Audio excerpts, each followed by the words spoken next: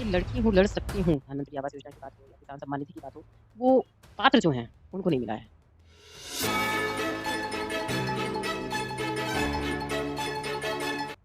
अगर उत्तर प्रदेश की राजनीतिक बात की जाए, सत्ता में भारतीय जनता पार्टी है। इसके पहले समाजवादी पार्टी रही है। कांग्रेस की बात की जाए तो कांग्रेस बड़े लंबे अरसे से उत्तर प्रदेश की राजनीति में नहीं रही है। लगभग 30-32 साल का समय बीत गया। ऐसे में कांग्रेस की भी भूमिका बड़ा महत्वपूर्ण होने वाली है इस चुनाव में। क्योंकि जैसे ही कांग्रेस की कमान प्रियंका गांधी ने उत्तर प्रदेश की जो महासचिव हैं उन्होंने संभाली और उन्होंने एक नारा दिया, लड़की हूँ, लड़ सकती हूँ और पूरे विधानसभा उत्तर प्रदेश की विधानसभा के पूरे सीटों में लगभग 40% सीटें महिलाओं को देने का वादा किया। ये पहली बार ऐसा हुआ कि लगभग इतनी ज़्यादा सीटें महिलाओं को मिलेंगी। तो इसी क्रम में आज हम कुशीनगर के एक ऐसी महिला से शख्सियत से बात करेंगे, कांग्रेस कमेटी की जिलाध्यक्ष भी हैं और आने वाले विधानसभा की कुशीनगर से प्रत्याशी भी हो सकती है। सबसे पहले मैं आपको बहुत-बहुत धन्यवाद अनुराग जी। शुरुआत वहीं से करते हैं। लड़की हूँ, लड़ सकती हूँ, ये नारा और 50% की जो पॉपुलेशन है महिलाओं की, उसमें 40% महिलाओं को सीटें देना, कितना पॉसिबिलिटी है और क्या ये राजनीति में संभव है? देखिए, लड़की हूँ, लड़ सकती हूँ, ये नारा हमारे उत्तर प्रदेश की प्रभारी माननीय श्रीमती प्रियंका गांधी जी ने दिया और इस नारे ने समस्त महिलाओं को राजनीति की मुख्य धारा में लाकर खड़ा कर दिया। ये नारा इसीलिए ही दिया गया था कि महिलाएं अपनी शक्ति को पहचानें कि वो कमज़ोर नहीं हैं, वो भी चुनाव लड़ सकती हैं, वो भी राजनीतिक रूप से सशक्त हो सकती हैं और इसीलिए उन्होंने 40% का रिज़र्वेशन भी दिया है और आप देखिए कि पहली लिस्ट में उन्होंने 40% सीट दिए भी हैं महिलाओं को और उन महिलाओं को दिए हैं जो सच में संघर्ष कर रही हैं, उनकी कुछ ऐसी परिस्थितियाँ हैं जिसमें वो दिन-रात समाज से लड़ रही हैं, तो ऐसी महिलाएँ आंतरिक रूप से बहुत सशक्त होती हैं और मैं समझती हूँ कि वो चुनाव लड़ने में भी सक्षम हैं। प्रदेश की राजनीति में भाजपा तो पूरी तरह से सत्ता में है और सपा विपक्ष में है। तो भाजपा और सपा के बीच में आप कांग्रेस को कैसे देखते हैं? कांग्रेस इस दौर में, इस चुनाव में 2022 के चुनाव में मुझे बहुत मजबूत दिख रही है, इसलिए क्योंकि आप देखिए पिछले 2-3 सालों से कांग्रेस ही लड़ रही है विपक्ष के को लेकर लड़ रही है। अखिलेश जी बेशक इस समय आपको मजबूत दिख रहे होंगे, लहर दिख रही होगी, क्योंकि आपको सड़क पर वो दिख युवा जा रहे हैं नौकरी माँगने के लिए, उसमें योगी जी उन पर लाठियाँ बरसा रहे हैं। आंगनबाड़ी बहनें जा रही हैं अपना हक माँगने के लिए, जो विधानसभा में आशा बहनों को मुख्यमंत्री आवास के सामने उनको मारा-पीटा जाता है, तो प्रियंका जी उनसे मिलने जाती हैं। हाथरस होता है, उन्नाव होता है, उसमें हाथरस में बेटी के शव को जला दिया जाता है बिना उनके माता-पिता की आज्ञा के, बिना दिखाए।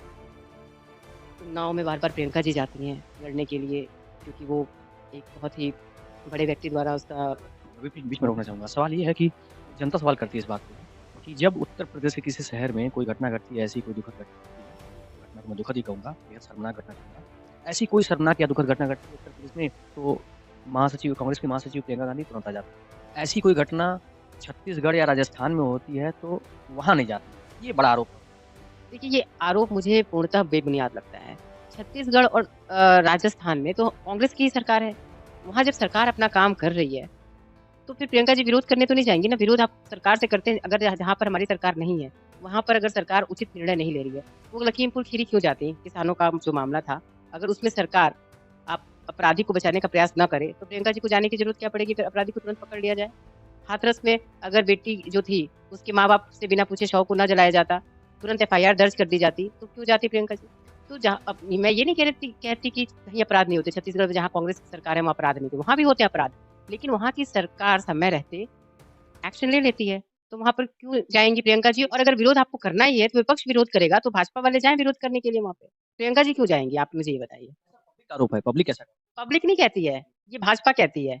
भाजपा का जो ट्रोल है, ट्रोल गैंग है, वो कहता है, पब्लिक नहीं कहती। आप किसी पब्लिक से बात करके देखिए। प्रियंका गांधी सभी कैंडिडेट की घोषणा तो कर दी। मुख्यमंत्री का चेहरा कौन होगा? ये तो सस्पेंस है अभी। अच्छा आप ये बताइए कि क्या भाजपा ने डिक्लेयर कर दिया? क्या सपा ने डिक्लेयर कर दिया? ये कर दिया कि योगी आदित्यनाथ के निर्देश में उनके ही दिशा निर्देश में या उनके ही में चुनाव लड़ा था। क्यों केशव प्रसाद मौर्य जी भी अभी कह रहे हैं कि वो मुख्यमंत्री का चेहरा होंगे। सपा में तो एक ही हैं, भाजपा ने किया नहीं है, तो कांग्रेस पहले अपने पत्ते क्यों खोले? एक अटकलें लगाई जा रही थी पिछले कई दिनों से, ये सवाल लगातार हो रहा था। हालाँकि इसके ठीक पहले मैं याद दिलाना चाहूँगा आपको, स्वयं प्रसाद मौर्य के बारे में अटकलें लगाई जा रही थी कि वो सपा में जाएँगे, भाजपा छोड़ेंगे। तो उन्होंने इस बात को सिरे से खारिज किया। फिर एक बार ये अटकलें हैं कि 20 तारीख को पूर्व कैबिनेट मंत्री आरपीएन सिंह और उनकी पत्नी जो है, उनका पूरा परिवार जो है, भाजपा में शामिल होने जा रहा है। कितनी सच्चाई है और क्या वाक़ई में इस खबर का खंडन करती हैं?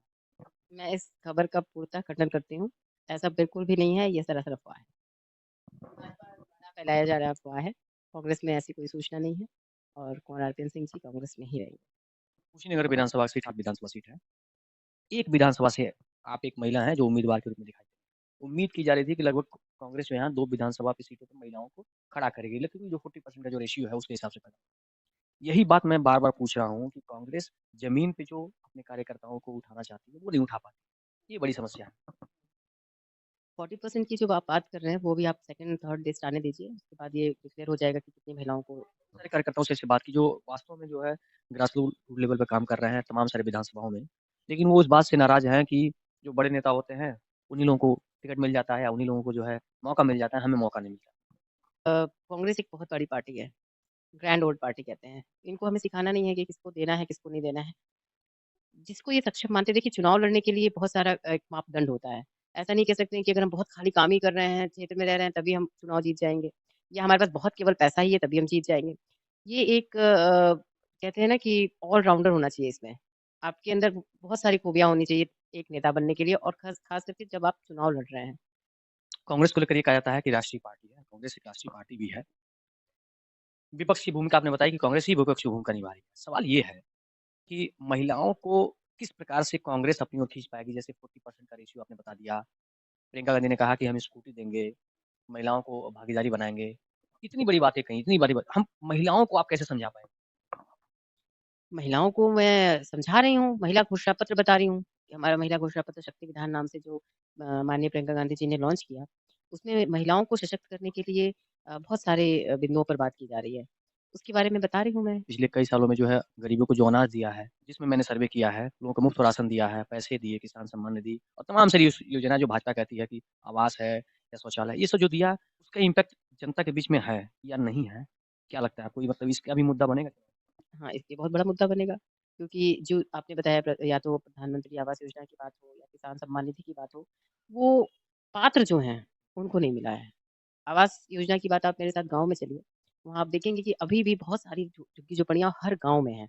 1-2 गाँव की बात नहीं कर रही हूँ मैं, हर गाँव में क्यों दिख रही हैं? अगर आवास योजना आई हुई है प्रधानमंत्री जी की, तो जो गरीब महिलाएँ हैं, जो पढ़ी-लिखी नहीं है, जिनके पति भी पढ़े-लिखे नहीं हैं, उनके पास पैसा भी नहीं है, तो वहाँ पर प्रधान जी उनकी मदद क्यों नहीं कर रहे हैं? या सरकार क्यों नहीं कर रही है? इसका मतलब कि जो लोग स्मार्ट हैं, जो जानते हैं कि हाँ, कैसे क्या काम होता है, उनका काम तो हो जा रहा है। जो महिलाएँ नहीं जागरूक, क्या उनको ये लाभ है योजनाओं का, वो नहीं मिलना चाहिए? असली पात्र तो वही है ना, जो गरीब हैं, कुछ ये कि जो है आवास जिसको जो भी पात्र है, आवास लगभग हमने 100% सबको आवास दिया है, सबको शौचालय। नहीं, आप सर्वे कर लीजिए गाँव में जाकर, नहीं मिला हुआ है।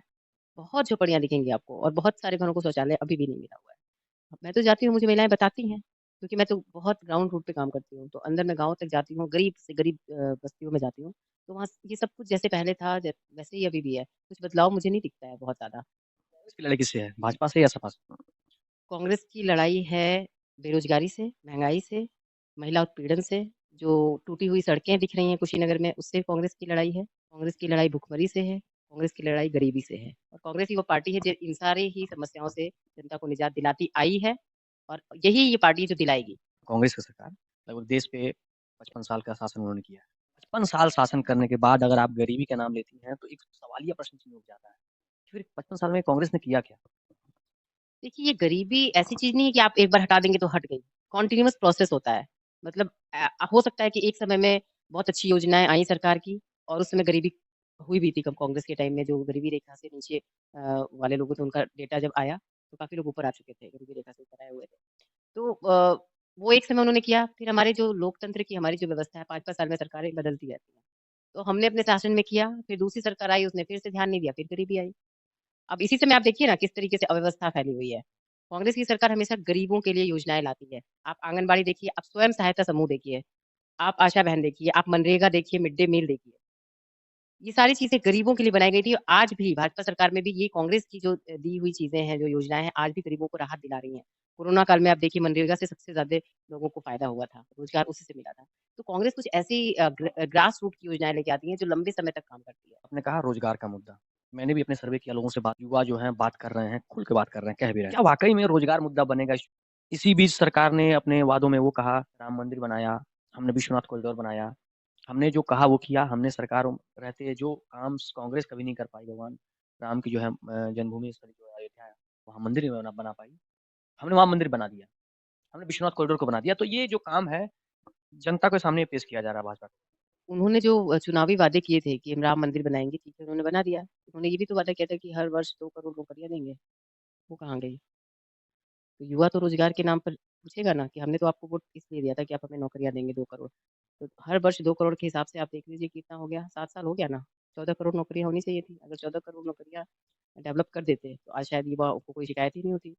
दूसरी बात है कि जो भी परीक्षा देने जा रहे बच्चे, इतनी तैयारी करके जा रहे हैं, पेपर लीक हो जा रहा है। तो उसके लिए आंदोलन करते हैं, उन पर लाठियाँ बरसाई जा रही हैं।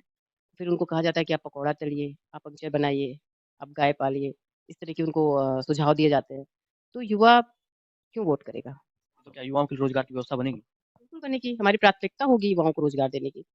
हम इस तरह से पेपर हमारी सरकार में कभी पहले होता था क्या कि पेपर लीक हो जा रहा है या युवाओं को जो अपने हक की माँग कर रहे हैं उनको लाठियों से मारा जा रहा है। आपने कभी कांग्रेस सरकार में नहीं देखा होगा क्योंकि युवा हमारे देश के भविष्य हैं। हमारा कर्तव्य बनता है कि हम उनकी देखभाल करें और उनकी जो माँग है उनको पूरी करें। तो हमारी व्यवस्था सबसे पहले इनको रोज़गार देने की होगी। पहले भी हमने किया है, आगे भी करेंगे, झूठा वादा नहीं करेंगे।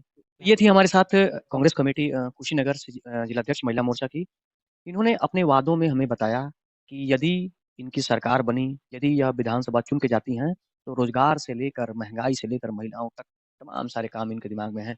इनसे इनसे बात हुई है पार्टी से उच्च अधिकारियों की। खैर ये तो जनता तय करती है कि चुनाव में सत्ता किसको देनी है, सत्ता तक पहुँचाना किसको है। सत्ता बड़ी अनोखी चीज़ है, सत्ता मानने के बाद से सत्ता के लोग भूल जाते हैं कि जनता से किए वादे भी पूरे करने चाहिए। खैर मेरी एक अपील आपसे है कि आप वोट देने ज़रूर जाइए क्योंकि वोट देना आपका अधिकार है और इसी अधिकार की वजह से आप अच्छी सरकार चुन सकते हैं।